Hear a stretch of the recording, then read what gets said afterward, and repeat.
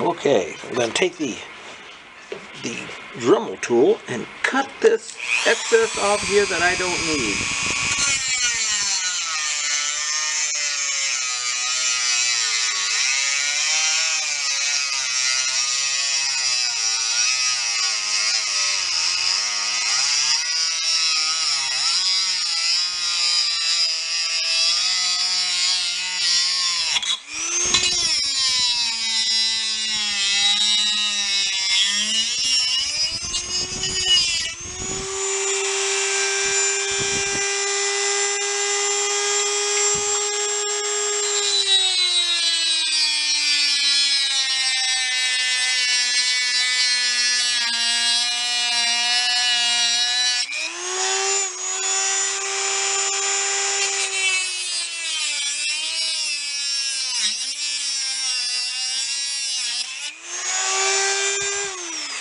There, I took a little of the roundness off it so you don't poke yourself. Gonna take it over on the grinder over there and round that really nice.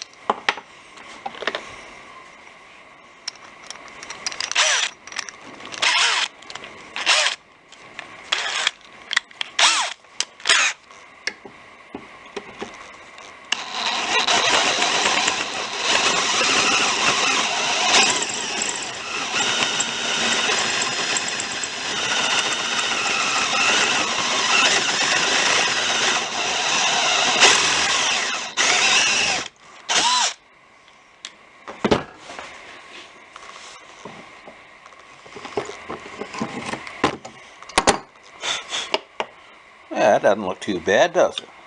Check to see if I got my header bolt in here. Header bolt fits through it. That's all it needs to do. Okay, now back to the car.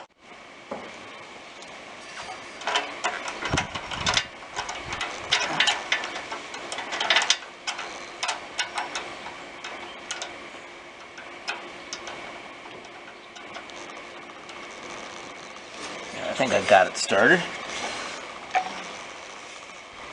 It's one of those ratcheting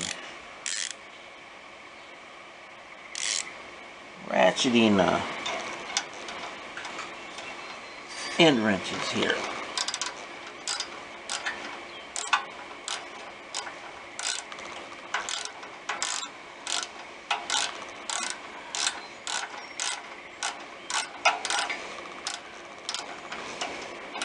Just a cheap one from Harbor Freight. They got some pretty decent tools there, really. I mean, a lot better than paying the Snap-on man. I like the Snap-on man, but oh my goodness, he really sucks it to you when he wants you to buy something. Oh, make sure you get the right side on there.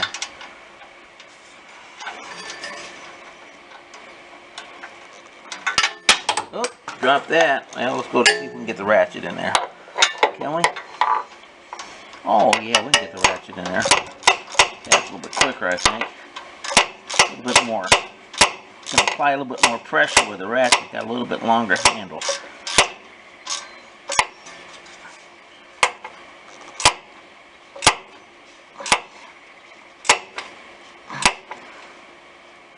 There we go.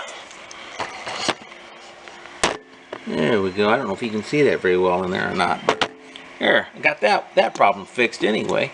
On to the other side. Yeah, this side's gonna be a little bit more troublesome because I used. Let me find my flashlight here real quick. I got these headers from Speedway, and they work fine if you have. Let me see if I can get a picture of it in there.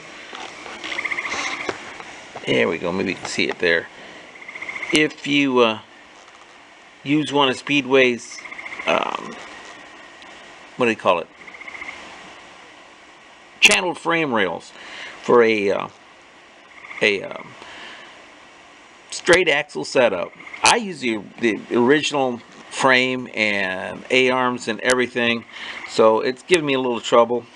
I had to take that header and heat it and put like a good sized 3-pound ball peen hammer on it and dent it by hitting the ball peen hammer so I could like completely control where that dent is going to go.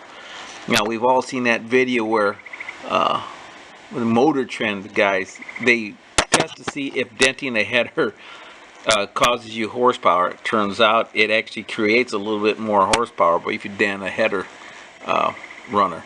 So I don't think I'm going to lose any power on it, but it's still a little too close for me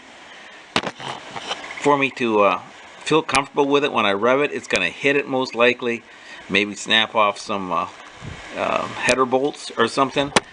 So I was talking to my son, and he said, get some Moroso motor mounts. He says they sit about raise my engine about a ½ an inch higher. The other problem I have is these headers interfere with my, oh gosh darn it, what do you call that damn thing?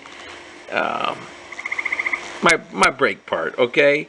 So we're going to have to reroute the tubing on that too, so that's something to do. But there you go. I'm going to have to order myself a set of Moroso motor mounts to get this thing raised up an extra ½ inch to give me a little more clearance around that steering box. I even ground that steering box just a little bit to make things fit. But okay.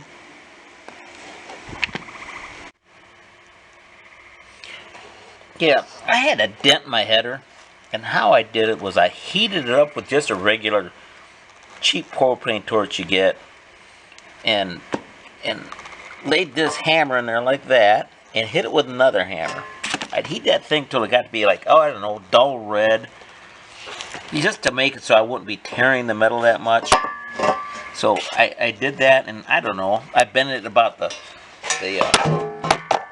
I guess base of like a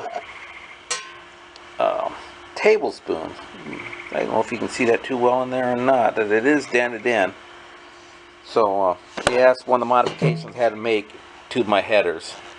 I'd seen other videos where guys would just like have it sitting on the table and they just like smack it with a sledgehammer. It's like, no, I think you want to heat it a little bit. I don't think you want to tear that metal. So anyways, I got to get myself a pair of motor mounts to help get this get going. So that's the next thing. Okay, yeah, I got my motor mounts. Moroso, I got them from Summit Racing Equipment. Moroso, part number 62510. It's a solid motor mount. It doesn't have the rubber in it. And what happened was, the spacing between these two ears were narrower than the spacing between these two ears. And I know these fit my motor mounts I got welded in the car. So I had to put them on here and smack them with a hammer, not my hand, with a big hammer, like that. And it stretched them out enough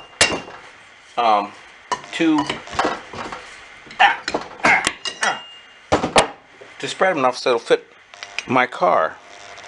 So I'm gonna go put them on.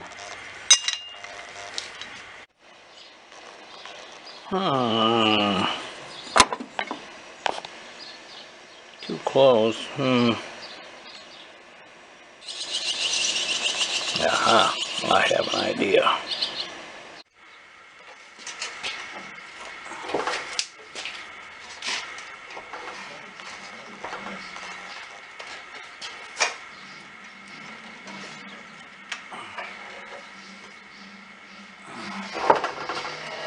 Oh, that ain't gonna work.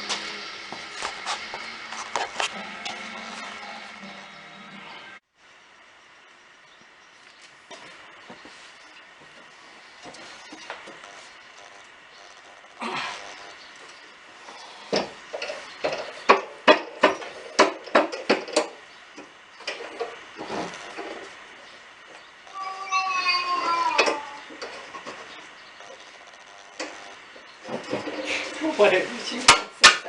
I hear my granddaughter. I must be hearing things.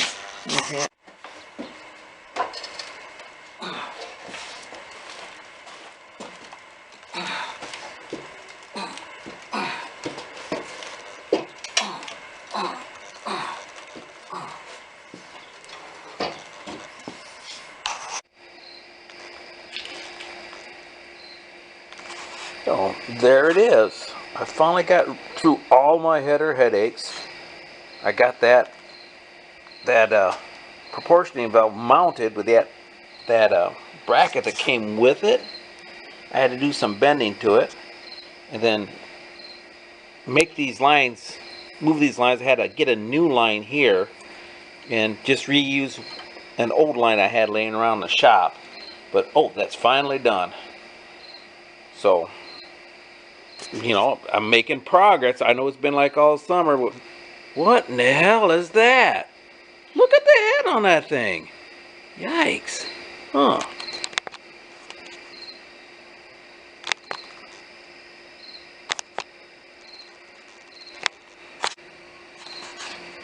Look at the head on that thing. Jeez, how did that get there? Okay. Most important thing I learned about doing brake lines, thanks to my brother Arch, who came out and helped me learn how to do flares and stuff, is this. That little groove that's in some of these pipe cutters, that's where, if you have a real tight place or need to just trim a little, you can put your flare in that groove and just cut off right next to the flare. I did not know that. Again, thanks to my brother Arch who showed me that.